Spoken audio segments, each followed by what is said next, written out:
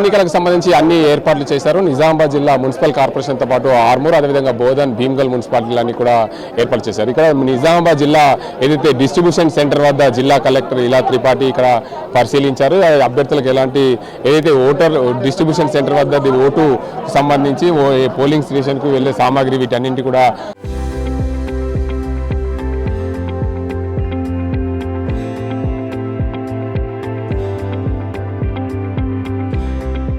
పరిశీలిస్తున్నారు. నిజామాబాద్ జిల్లా కలెక్టర్ ఇలా త్రిపాఠి దీనికి అంతటికి సంబంధించి ఆమెను అడిగి తెలుసుకునే ప్రయత్నం అయితే చేద్దాం. పూర్తి స్థాయిలో ఎన్నికలు ఎలా జరుగుతున్నాయి, ఎన్నికలకు సంబంధించి ఎలా సాగే అవకాశాలు ఉన్నాయనే అంశానికి సంబంధించి పూర్తి స్థాయిలో జిల్లా కలెక్టర్ పూర్తి స్థాయిలో అన్ని ఏర్పాట్లు అయితే పరిశీలిస్తున్న పరిస్థితి నెలకొంది.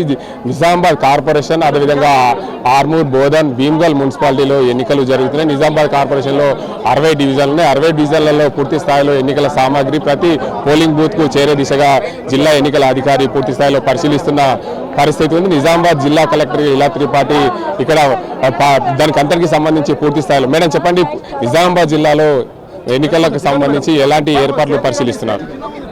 మనకి ఇప్పుడు నల్గొండ జిల్లాలో ఇప్పుడు మనం నిజామాబాద్ కార్పొరేషన్లో ఉన్నాము. మాతో పాటు ఆర్డీఓ గారు, మాస్టర్ ట్రైనర్, కమిషనర్ గారు ఉన్నారు. మనకి ఆల్మోస్ట్ అందరూ సిబ్బందులు ప్రతి ఒక్క పోలింగ్ కేంద్రాల్లో సంబంధించిన పిఓలు కావచ్చు, ఏపీఓలు కావచ్చు, ఇద్దరు ఓపీఓలు కావచ్చు, వాళ్ళందరూ వచ్చి ఉన్నారు. వాళ్ళకి ఈరోజు స్టాట్యుటరీ, నాన్ స్టాట్యుటరీ మెటీరియల్ విడివిడిగా సెపరేట్గా ఇస్తూ ఎలా ఆ పోలింగ్ కేంద్రాల్లో మౌలిక ఏర్పాట్లు ఎలా ఉండాలి, ఓటర్ సీక్రసీ ఎలా మెయింటైన్ చేయాలి, మార్క్డ్ ఎలక్టోరల్ కాపీని ఎలా భద్రపరిచయం చేయాలి, అవి అన్నీ సుదీర్ఘ మాస్టర్ ట్రైనర్ గారు కావచ్చు, మేము కావచ్చు, వాళ్ళకి సుదీర్ఘ అర్థమయ్యేంత వరకు చెప్తున్నాము. టీచర్స్లు కూడా వాళ్ళు ఫుల్ సపోర్ట్ ఇస్తున్నారు. కొన్ని చిన్న చిన్న విషయాలు వాళ్ళు అప్పుడప్పుడు మా దృష్టికి తీసుకువస్తూ ఉన్నారు. మేము కూడా ఓపికంగా వాటిని వీళ్ళంత వరకు అకామిడేట్ చేస్తూ ఉన్నాము. నిజామాబాద్ జిల్లాలో పూర్తిగా పోలింగ్ శాతం పెరిగే దిశగా ఎలాంటి ప్రయత్నాలు చేస్తారు? నేను మీ ఛానల్ మాధ్యమంతో మేము రిక్వెస్ట్ చేసేది ఒకటే అండి. ఇప్పుడు ఇది స్థానిక ఎన్నికలు అండ్ స్పెషలీ మన పట్టణం ప్రాంతాల్లో ఇష్యూస్ చాలా ఉంటాయి.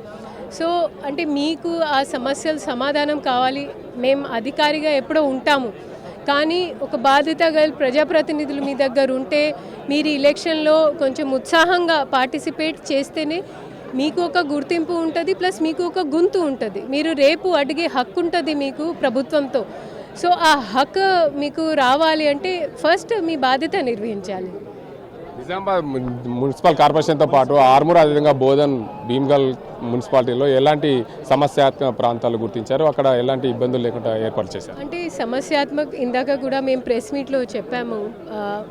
గతంలో ఎక్కడైతే ఎలక్షన్ రిలేటెడ్ ఆఫెన్స్ నమోదైనాయో లేదా ఈసారి ఎక్కువ మంది ఓటర్స్ ఉన్నారో మేము దాని మీద ఎక్కువ దృష్టి పెడుతూ ఆ ఉన్నప్పటికీ కూడా లేని ప్రాంతాల మీద ఏదైనా చిన్న చూపు పెట్టకుండా 100% వెబ్కాస్టింగ్ ఏర్పాటు చేస్తున్నాము. దీంతోపాటు అక్కడ కావాల్సిన అదనంగా ఫోర్స్ కూడా సిపి సార్ బందోబస్తులో రూట్లో చిన్న చిన్న గలీ నుంచి పోయే పోలింగ్ కేంద్రాల్లో ఇంకా అదనంగా స్ట్రైకింగ్ ఫోర్స్ కూడా వారు ఏర్పాటు చేసి ఉన్నారు. చూసుకోవచ్చు నిజామాబాద్ జిల్లా మున్సిపాలిటీతో సంబంధించి ఆర్మూర్, అదేవిధంగా బోధన్, అదేవిధంగా భీమ్గల్ మున్సిపాలిటీలకు సంబంధించి ఎన్నికలు పూర్తి స్థాయిలో సజావుగా సాగేందుకు అన్ని ఏర్పాట్లన్నీ చేశాము. డిస్ట్రిబ్యూషన్ సెంటర్ వద్ద అన్ని పరిశీలించిన జిల్లా కలెక్టర్ పూర్తి స్థాయిలో నిజామాబాద్ కార్పొరేషన్లో 60 డివిజన్లో, ఆర్మూర్లో 36 వార్డులు, భీమ్గల్లో 12, అదేవిధంగా బోధన్లో 39 వార్డులు ఉన్నాయి. వీటన్నింటి కూడా ఎప్పటికప్పుడు పూర్తి స్థాయిలో వెబ్కాస్టింగ్ ద్వారా సమస్యాత్మక ప్రాంతాలన్నీ కూడా పరిశీలిస్తున్నామని చెప్పి జిల్లా కలెక్టర్ ఇలా త్రిపాఠి చెప్తున్నారు. ఇది ఇక్కడ పరిస్థితి. కనుక సాజింతో గంగారెడ్డి, RTV, నిజామాబాద్. చరిత్ర సృష్టించినోడు ఇప్పుడు ఆ చరిత్రని తిరగరాయబోతున్నాడు. అబద్ధాల గోడల్ని బద్దలు కొట్టి నిజాలను రాగా మీ ముందుంచబోతున్నాడు.